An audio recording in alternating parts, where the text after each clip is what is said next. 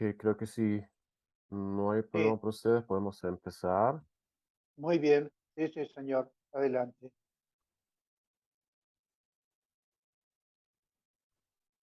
Bueno, vamos a hacerlo entonces en dos partes, ya que no tengo el premium del Zoom y habría que, tenemos los 40 minutos nada más para hacerlo en dos partes con una interrupción entre medio.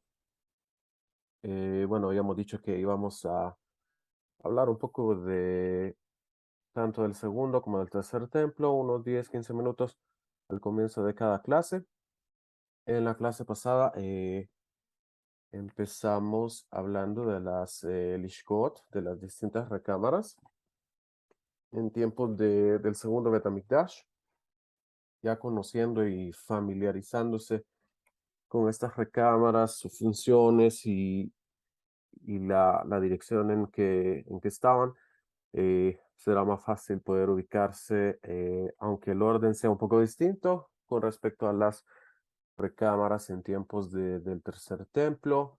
Hablamos del concepto de que hay partes de las recámaras que están en lugar consagrado, que es lo que está en azul en este mapa, en este diagrama, y hay partes de las recámaras que están en lugar no consagrado, por el asunto de la pureza e impureza, y decíamos también que en el templo tenían que haber salidas de emergencia por cualquier caso de que un joven accidentalmente se impurificara o alguna persona que estaba abordando el templo, y de esta manera poder salir del lugar santificado y pasar a un lugar no consagrado donde no existe esta clase de problema.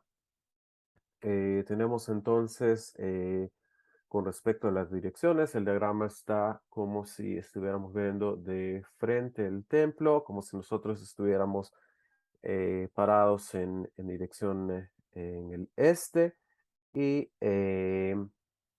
estuviéramos viendo de abajo arriba. Abajo está el este, arriba, lo que está más arriba es el oeste, y de esta forma está el eje principal que hablamos del templo en este eje de este a oeste con respecto a la ubicación de la Shejinah, la presencia divina, que como ustedes saben está hacia el occidente, en la recámara más occidental, que es el Kodesh HaKodashim, donde donde estaba el arca de la alianza o arca del pacto o Arona Elohim. eh, y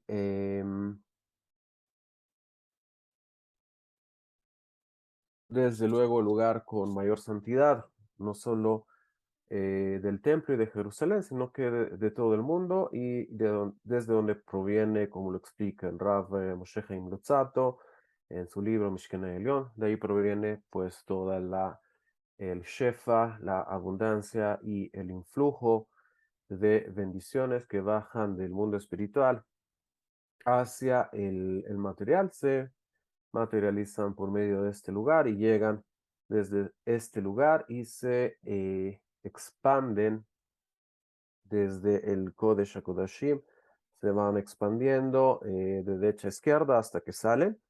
Así lo explica el Ramjal, desde luego con conceptos cabalísticos y con Zerufim.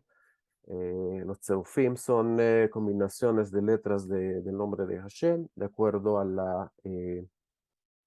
la expresión que se está manifestando en ese momento y al tipo de influjo espiritual que se está trayendo en ese momento. Así la combinación de nombres de Hashem, que van desde el Kodesh HaKodashim hasta que salen por el este y así llenan todo el mundo con bendiciones materiales y espirituales. Decíamos entonces, hablábamos de las recámaras que están hacia el norte, donde está el crucero ahora. Empezábamos por la recámara más noroccidental, hablábamos del Bet HaMitzot, donde dijimos que era un lugar donde los sacerdotes montaban guardia Ellos montaban guardia en tres lugares en el templo, los levitas montaban guardia en 21 lugares en el templo. La función de los levitas, además del canto en el Duján, es guardar el templo y que todo, asesorarse de que todo estuviera en orden. Como decíamos, no es que el rey realmente necesite que le guarden la casa, ya que los ojos de Hashem guardan el lugar continuamente, sino que es parte de manifestar el kavod, el honor, el respeto del lugar santo, poder montar guardia y hacer vigilia cada noche. Era un tema muy delicado, tanto que menciona la Mishnah que había un tafkid, había una función que se conoce como el Ish Ar Abait, que se encargaba de asegurarse que todos los levitas estuvieran en sus puestos, los Kohanim, en caso que él pasaba por los distintos puestos donde se montaba guardia, había que saludarle al Ish Arabait y desde luego quien no saludaba era porque estaba dormido y se le tenía que despertar, incluso con las antorchas con las que se revisaba, se le quemaba la ropa al levita para una forma de hacerle una amonestación de que hay que montar guardia en la casa del rey y no hay que dormirse. Y comenta el Rambam, también comenta la Gemara, que a veces escuchaban gritos de los levitas cuando los levantaban, ya que se habían dormido en su guardia. Como decíamos entonces, esta Lishka, la más occidental con respecto a noroccidental, es la Beit HaNitzot. Luego hablamos de el Beit HaMoked, donde había 4 recámaras. Hablamos de la Lishkat Ahomot, hablábamos de los sellos, la Lishka de Osei Lechem Apanim, donde se hacía el pan de la proposición, que continuamente estaba en la mesa de oro y se cambiaba cada Shabbat. Luego hablamos de la Mishkat Telaim, donde se mantenían los animales que iban a ser sacrificados y se les daba de beber. Y la Mishkat del Beit HaMoked, donde había una mikve también. Y siguiendo más hacia el este, al noreste, teníamos la Lishkat Agolá. Hablábamos que de aquí se extraía agua y comentábamos que mucha agua era requerida para el servicio continuo en el templo. Luego venía la Lishkat al-Pahadrin del Cohen Gadol, que era como una de las 2 oficinas del Cohen, o 2 lugares donde estaba el Cohen Gadol. Luego hablamos del Sanedrín, que se ubica siempre al norte, en la Lishkat Gazit, la recámara de la piedra labrada. Hablábamos que el Gran Sanedrín de 71 sabios, la Corte Suprema de Justicia, se sentaba la Lishkat Gazit en una parte que no estaba consagrada. Sin embargo, había otra parte que se llamaba Makom Arihata Paisot, donde hacían las suertes los Kohanim para establecer de esta forma quién iba a hacer determinado servicio durante ese día en el templo y hablábamos de por qué esto ocurrió. Hablamos del Ezrat Anashim, eh, hablamos de las 4 recámaras que tienen un acrónimo de Shimon, empezando con la recámara del sur-oeste del Ezrat Nashim, la Lishka del Shemanim Yain, donde se guardaba el aceite y el vino. Luego la Lishka de los Metzoraim, de los que estaban con lepra y que tenía que completar su proceso de purificación, desde luego trayendo corbanot al templo, y aquí había una mikve. Hablábamos de la Gesustraot, que eran los balcones donde las mujeres subían. Habían 3, uno hacia el norte, otro hacia el este, otro hacia el sur.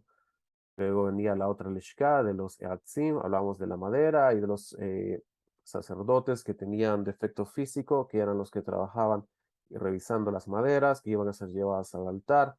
Luego tenemos la Lishkat Nezirim, la que está más hacia el sureste. Y hablamos también de la posición del el Beidín Ketaná, de 23 sabios que estaban en la Esrat Nashim, y de el otro Beidín que estaba en la entrada en el monte del templo, también compuesto por 23 sabios.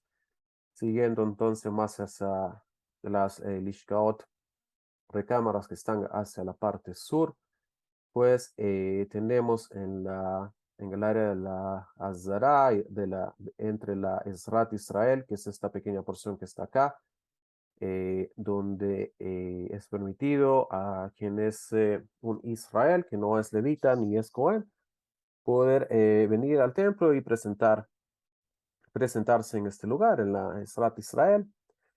En este lugar, hacia el sur, tenemos una serie de recámaras. Vamos a comenzar mencionando la Lishkat Amedihim, que es esta que está acá, donde está el crucero. En esta recámara era la recámara donde se lavaban los órganos internos de los animales, especialmente el keres, como menciona la Gemara, que es como el estómago más grande que tienen los animales rumiantes de el Korban Tamid. Esto era para evitar que suciedad de los intestinos se mezclara al momento de preparar los órganos para ser quemados en el altar, ya que, como explicamos alguna vez, los intestinos eran lavados y limpiados de toda la suciedad, del excremento, para poder ser quemados de esta forma y salados en el altar. Entonces, parte de este trabajo se hacía acá en la Lishkat Medijim, sobre todo para la ofrenda continua. Luego tenemos lo que se llama Lishkat Parva. En esta Lishkat, que tenía varios niveles, teníamos que en esta Lishkat, en el nivel segundo, en el segundo piso, había una mikve en el techo para el Kohen Agadol, donde él se sumergía en el día de Yom Kippur, ya que como ustedes saben, hay que, antes y después del servicio, había que hacer kiddush de las manos y de los pies, hacer lavado de manos y de pies, que con respecto al servicio en el templo se llama kiddush, y no netilá, como nosotros lo conocemos, netilá de yadayim, y sumergirse en el mikveh antes de realizar una labor. Entonces, en el segundo piso,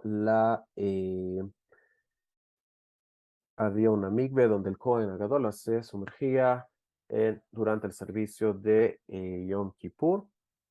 En el piso de abajo de la Lishka Aparva era donde se salaban y procesaban las pieles de los animales, de los sacrificios, incluyendo el sacrificio la ofrenda continua, que como hemos comentado, la piel de la ofrenda continua, si bien todo se quema en el altar, la piel no se quema, la piel que es la kelipá, eh, lo que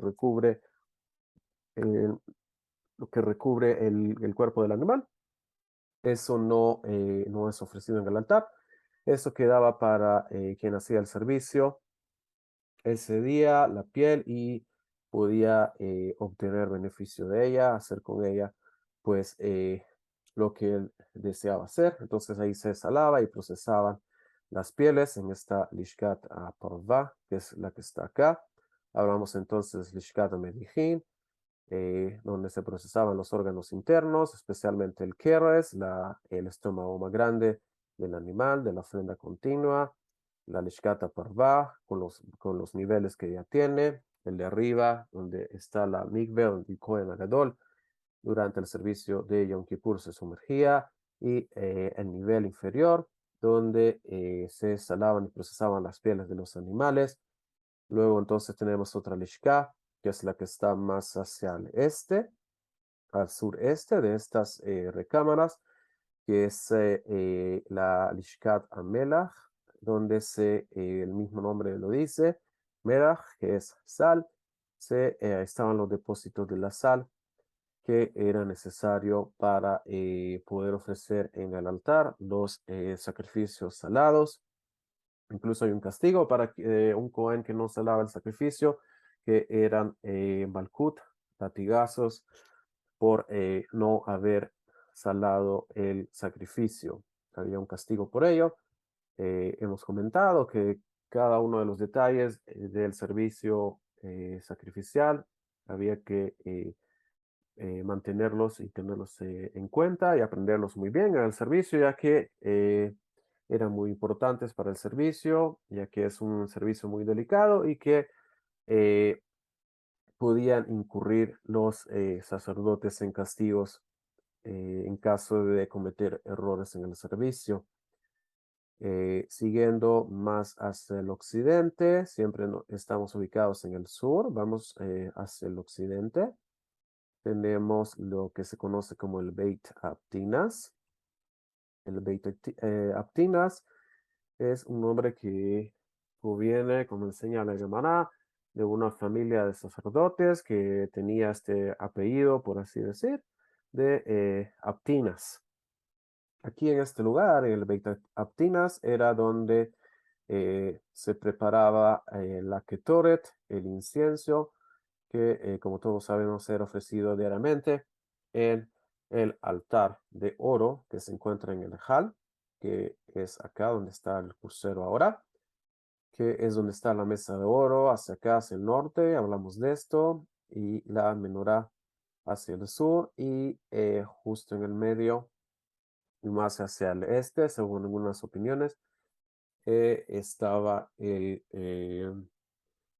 altar de oro o el Mizbeach HaKetoret, el altar de la Ketoret, donde se hacía el servicio de Leactir, de quemar el incienso diariamente. Con respecto al Beit Haftinas, podemos decir entonces que habían familias de sacerdotales que poseían la tradición de cómo hacer el incienso, y había otra familia que menciona la Gemara en Yomá, que se llamaba Beit Garmo. Ellos trabajaban en el norte, la Lishka, donde se hace el Lechem Apanim, y su tradición familiar era preparar el pan de la proposición y que encargarse de hacerlo y de prepararlo. Esta Lishka, como dijimos, está hacia el norte, y esta familia Bet Garmo era la encargada de preparar el Lechem Apanim en esta Lishka que está acá, y la familia Beit Haftinas era la encargada de la tradición de hacer la Ketoret. Eh, como todos sabemos, el servicio de la Ketoret es, por así decirlo, un servicio más eh, exclusivo de los sacerdotes, ya que todo el procedimiento de hacerla y absolutamente todo lo que tiene que ver con la preparación de la Ketoret eran solamente sacerdotes los que se encargaban de eso, como lo explica el Rambam. Kodesh Kodashim Tia Lachem será muy sagrada para ustedes, utilizando la expresión Kodesh Kodashim con respecto a la Ketoret, y entonces de esto derivaron los sabios que solamente los sacerdotes debían ser encargados de preparar y de encargarse de la Ketoret. Como hemos visto en shiurim anteriores, el servicio de preparar ofrenda de harina podía ser hecho en algún comienzo, el procesado de la harina por alguien que no sea Cohen, y también con los korbanot de animales, la shejitá, el faenado del animal. No era necesario que un cohen, un sacerdote lo hiciera. Desde luego, una persona que estuviera en estado de pureza, que pudiera estar en este lugar, en el templo, de hacer la shejitá, con la cual el sacerdote con su utensilio recibe la sangre del animal, y desde ahí empieza su trabajo. Sin embargo, el asunto de la shejitá no era obligatorio que fuera un cohen que hiciera la matanza o el faenado del animal. Eh, bueno, para terminar con esta parte, solo quería comentarles lo del Beit Halifot, que son estos extremos más anchos del edificio propiamente mismo, donde está lo que se conoce como el Ulam, que tiene un mayor grado de santidad que la Ezrat Kohanim, que es donde está el altar externo, donde se sacrifica la mayoría de animales. Y existía hay una serie de gradas acá, una serie de 12 gradas, eh, con 4 series de 3 gradas para poder subir al Ulam. Son estas que están acá. Aquí es donde se eh, paraban y posicionaban diariamente luego del servicio de la mañana los sacerdotes, y aquí es donde se hacía la bendición sacerdotal diariamente en esta serie de gradas que son 12, 4 series de 3 para subir a esta área que se conoce como el Ulam, Ulam Adejal. Vamos subiendo entonces de santidad. Hablábamos de, entrando por el este, está, tenemos el área de santidad del monte del templo, que tiene cierta área de santidad. Entramos a la Ezrat Nashim, también tiene otra área de santidad, mayor a la del monte del templo, subiendo por las gradas, que son una serie de 15 gradas que están acá entre la Ezrat Nashim y la Ezrat Israel, que es esta. Subimos también a otro nivel de santidad y entramos a la santidad de Kodesh, donde ya es prohibido estar en un estado de impureza. Ni siquiera alguien que está en un proceso de purificación y lo ha completado y se ha sumergido en la migbe, pero todavía no ha pasado el día, no ha anochecido, con lo que todavía no se considera alágicamente puro al 100% para poder entrar a esta área azul, al Kodesh. Llegamos entonces al Ezrat Israel. Aquí había una serie de escalones que se conocen como el Duján, el atrio o el estrado de los levitas, donde ellos se paraban a cantar y hacer su servicio, y también los músicos estaban ahí. Con respecto al Duján, podemos decir que con el Inyan de la Shira, del canto, era obligatorio ser de la casa de Leví para poder hacerlo, ya que esto es el trabajo de ellos. Sin embargo, con el Inyan musical, de la música y de los instrumentos, no era obligatorio ser de la casa de Leví para poder tocar un instrumento musical en el Duján. Sin embargo, explica el Rambam que las personas que estaban en ese lugar y querían participar de la parte musical del servicio, tenían que tener un linaje intachable en Israel para poder estar en este lugar, juntamente con los levitas. Explicamos también en alguna clase que el servicio del canto se hacía solamente en aquellos sacrificios de índole comunitario que representan a toda la casa de Israel, y se hacía durante el tiempo de los Nesachim, cuando ya se habían quemado los órganos del animal, pues entonces se hacía la libación de vino. Y era en este momento, ya cuando estamos en la parte final de el sacrificio, que los levitas hacían su serie de cantos, y los músicos también tocaban melodías que tenían también una tradición diariamente en el templo. Y desde luego los sacerdotes tocaban en distintas ocasiones las trompetas, como era en la entrada, en la salida de Shabbat. Eran los sacerdotes que se encargaban del inyan de las trompetas, Besrat Hashem. Más adelante, vamos a hablar más, con más detalles acerca de qué instrumentos musicales, según el Rambam, tenían que estar ahí, la cantidad mínima, la cantidad máxima de cada instrumento, y con respecto al canto de los levitas.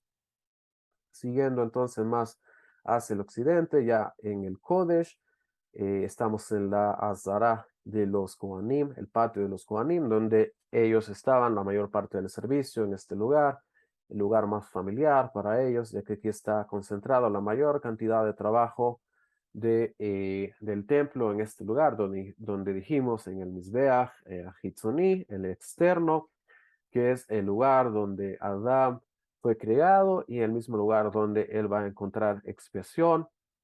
Es este lugar, y este lugar es donde está concentrado entonces la mayor cantidad de trabajo de nuestro hacia el Creador por medio de nuestros representantes que son los sacerdotes. Siguiendo hacia el occidente de la Azara, hablábamos de los 4 sets de 3 gradas cada uno para subir de la Ezrat Kohanim al Ula. Habían estas 12 gradas, aquí es donde separaban los sacerdotes, dijimos, para hacer la bendición diaria de los Kohanim, la Birkat a Kohanim. Luego entramos al Ulam. Este lugar ya era un lugar techado, ya era parte del edificio mismo del templo y el nivel de santidad es mayor que el de la Ezrat a Kohanim.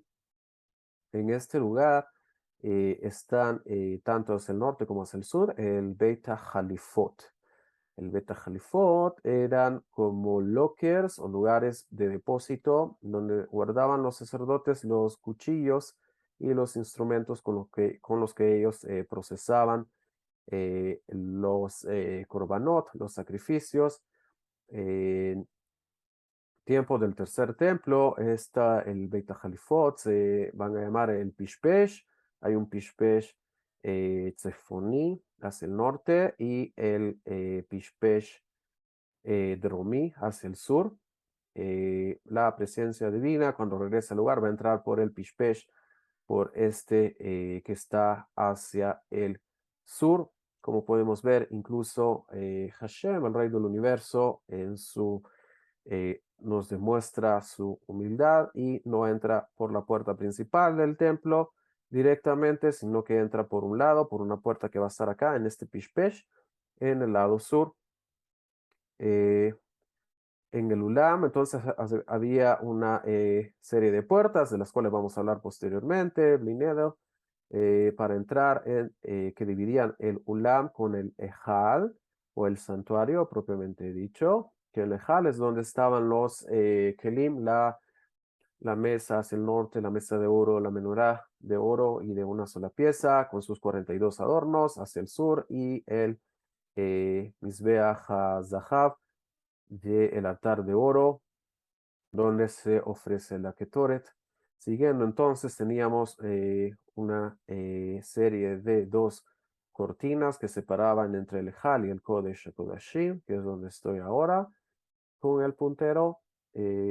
Como todos saben, el Kodesh HaKodashim, donde estaba el Aron HaKodesh y otra serie de utensilios, los cuales primero vamos a hablar más adelante. Y en general, pues ya hablamos del mapa y de las recámaras del templo. De Hashem, vamos a hablar más detalles más adelante, a medida vayamos desarrollando las clases con la ayuda de Hashem. Nos quedaría también hablar de las puertas en tiempos del primer templo, en tiempos del segundo templo, que son estas que están por acá, una serie de puertas por las que se puede ingresar. También con la ayuda de Hashem más adelante vamos a hablar de eso, pero en general, con la ayuda de Hashem ya hablamos y cubrimos las partes principales del templo, la anatomía del templo que está en cada lado y qué se hacía en cada una de las partes. Ya con eso pues tienen una idea general de la anatomía, la estructura del templo y cómo funcionaban las cosas en, en tiempos del templo.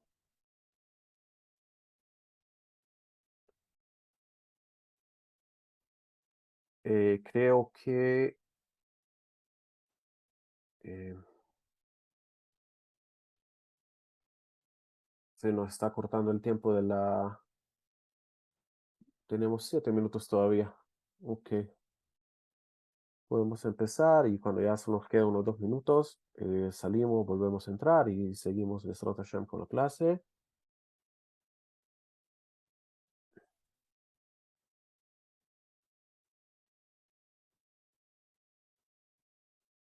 ¿Ven todos la pantalla ahora? No, ¿No? A ver, no. No, a ver, a ver, a ver.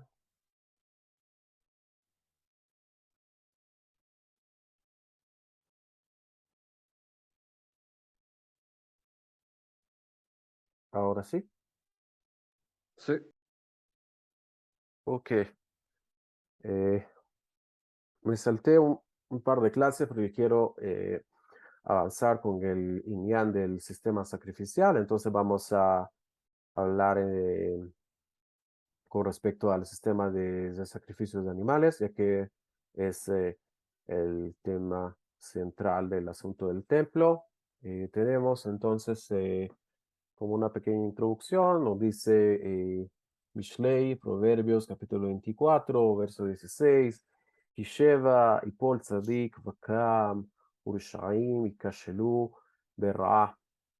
Comenta el Malbim, el Rav Meir Leibush Ben Yehel, Weiser, explica él respecto a este versículo, Kisheva y Pol Tzadik Bekam, porque 7 veces caerá el justo y se levantará, Ki Tzadik, porque el Tzadik, Agam Sheipol Sheva Peamim, aunque caiga 7 veces, Yakum al Yedei Ezrat Hashem, se levantará por medio de la ayuda de Hashem, Aval, pero a Reshaim, los malvados, Agam Sheiyu Rabim, aunque sean muchos, y Kashelu, Berra, Sheyahinu al Tzadik, van van a caer por medio del mal que prepararon en contra del Tzadik, Uba y Prelu, Velo Yakumo, y entonces van a caer y no se van a levantar, a diferencia del Tzadik, la persona que a pesar de sus errores y de su continuo trabajo de preparar sus cualidades, sus midot, puede caer 7 veces y levantarse. Incluso Peamim Rabot, como explican los comentaristas, puede caer muchas veces el justo, el tzadik, pero con la ayuda del creador, de Hashem, se vuelve a levantar, mientras que el malvado, con una vez que caiga es suficiente para no volver a levantarse nunca. Comenta a este mismo versículo el Ralbak, Rav Meir Ben Gershom, que vivió en Provence.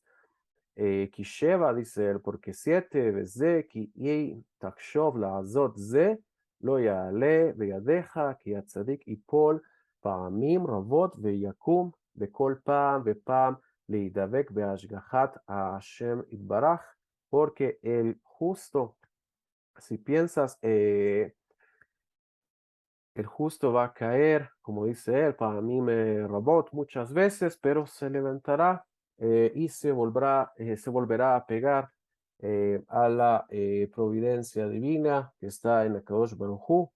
O Reshaim, sin embargo, los Reshaim, los malvados, y Kashelu van a perecer, Veiplu, y van a caer, verá en su maldad, Achat Levad, una sola vez. O sea que basta con una sola caída del malvado para perecer para siempre. Sin embargo, como vemos, muchas veces tenemos muchísimas oportunidades. Cuando nos caemos, nos volvemos a levantar con la ayuda de Hashem. El Rav Kook, Rav Itzhak Cohen Kook, escribe que con la caída de Adán, el ser humano es puesto en un escenario donde tiene que actuar de manera optimista en búsqueda del camino de retorno al nivel donde el hombre se encontraba anteriormente. Esto lo explica una de sus cartas, una de sus Igerot Araya, explica esto de la caída del ser humano. Nos dice entonces que fuimos puestos en un escenario en donde tenemos que verlo de manera optimista para buscar el camino de regreso hacia donde nos encontramos anteriormente. Bueno, ya quedan 2 minutos. Podemos entonces salir y continuar con la ayuda de Hashem, lo que nos queda de la clase. Muy bien, muy bien.